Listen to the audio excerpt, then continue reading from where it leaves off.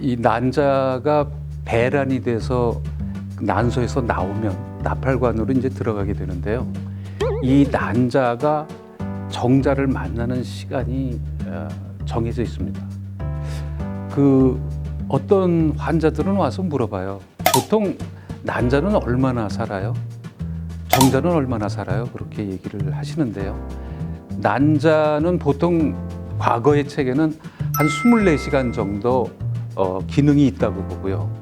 그리고 정자는 한 72시간, 3일 정도 산다 이렇게 생각을 하는데 실제 그 생식의 기능은 그렇게 길지 않은 것 같습니다. 난자가 체외로 나와 있을 때 이것이 뭐 체외가 아니라 체내에서도 난소에서 나와서 나팔관으로 들어갔을 때 정자하고 만날 수 있는 그 기간이 굉장히 한정돼 있다는 걸 갖다가 알게 되었습니다.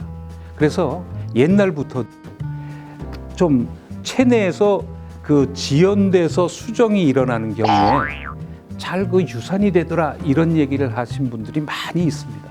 그래서 과연 가장 좋은 그러니까 정자와 난자가 이렇게 만나서 그거 하는 시간은 대개 한 반나절 내지는 저희가 보기에는 한 12시간 내지 한 8시간 정도 되지 않는가 이렇게 생각을 합니다. 정자가 자기 힘으로 들어가건 또는 인위적으로 이제 유리침으로 넣어주건 간에 이 들어가는 수정되는 시간이 정해져 있다고 보는 것이 더 좋습니다. 무슨 말이냐면 난자가 정자를 받아들이는 게 뭐 자의적 그러니까 자발적으로 정자가 들어가서 하느냐 인위적으로 들어가나 타이밍이 중요하다는 걸 알게 되었어요. 그래서 요즘은 뭐 그게 자기가 들어갔다 또는 뭐 인위적으로 넣었다 이런 게 중요한 게 아니라 난자가 정자를 받을 수 있는 그 중요한 적절한 시간에 넣었다는 게 굉장히 중요합니다. 저도 그걸 고민하는 부분이에요. 참 그래요. 어떻게 하면 정자와 난자가 잘 만날 수 있을 것인가. 사실 난자가 나왔을 때 정자가 막 헐레벌떡 와가지고 하는 게 좋은 건지 아니면 정자가 기다리고 있는데 난자가 나와서 되는 건지 이런 거는 아직은 잘 모르겠습니다. 우리가 이제 보통 보면은 부부관계 그러니까 배란 전에 부부관계 갖는 방법하고 그다음에 이제 자궁 내 수정이라고 그래가지고 운동성이 좋은 것만 골라서 자궁 내에 넣어주는 이런 두 가지 방법이 있습니다. 그런데 이 두 가지 방법은 약간 다릅니다. 그러니까 배란되기 전에 하는 겁니다. 왜 그러냐면 자궁 경부에서 자궁문에서 정자를 받아들일 때 이제 점액이라는 게 나옵니다. 이렇게 보통 환자들이 그래요. 제가 배란식인가 봐요. 약간 분비물이 있어요. 이렇게 얘기를 하는데 그게 이제 점액입니다. 자궁 경부에서 점액이 아주 묽어지면서 이제 정자를 받아들일 준비를 합니다. 그래가지고 이제 그걸 타고 정자들이 올라가는데 이런 정자들이 올라가기 위해서는 이 배란 직전에 그게 아주 좋거든요. 그러다가 배란이 되면 자궁 경부의 문이 닫힙니다. 그러니까 점액이 있더라도 그게 상당히 점도가 높아져요. 그래서 딱 문을 닫는 거죠. 그렇기 때문에 사실은 배란 전에 정자가 들어가는 것이 좋습니다. 그런데 자궁 내 수정이라는 건 어떻게 하냐면 초음파로 보면서 배란이 된 후에 그 다음에 넣어줍니다. 배란을 확실히 확인하고 됩니다.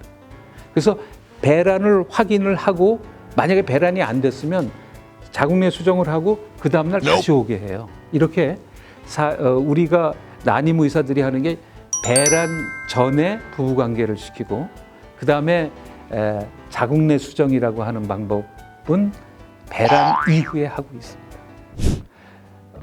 보통 이 난자가 이 난소에서 가장 기본적인 그러니까 원시 난자라고 할 수 있죠. 난자를 싸고 있는 그래서 이걸 이제 난포라고 그러는데 이런 주머니를 이런 것들이 이 중간 단계에 많아요. 근데 이게 이제 마지막에 가서 이게 이렇게 해서 배란이 돼야 됩니다. 이게 잘 안 일어날 수 있어요. 어떤 경우에 안 일어나냐면 이 난소의 껍질이 아주 두터운 경우입니다. 그래서 잘 안 일어나요. 그래서 어떤 분들 보면은 난소는 좀 크면서 속에 이렇게 중간 단계에 조그만 그 난포들이 잔뜩 있는 염주알 모양의 난포들이 가득 있는 분들이 있어요. 이런 분들 보면은 좀 퉁퉁하고 그리고 속에 초음파로 보면은 이게 아주 가득 들어 있습니다. 그런데 이제 실제 배란은 잘 일어나지는 못하는 거죠. 예비군은 잔뜩 있는데 진짜 정규군이 없는 거죠. 그러니까 배란이 잘 안 돼요. 이런 그 분들을 이제 다낭성 난소 증후군이라고 부르는데 이런 분들도 보면은 보통 이제 시험관악이나 자궁내 수정 이러한 시술 방법을 하는 원인 중에 하나가 돼 있습니다. 한 3분의 1 여성들이 이런 부분에 의해서 이제 시험관 시술이나 자궁내 수정 시술을 받고 있습니다.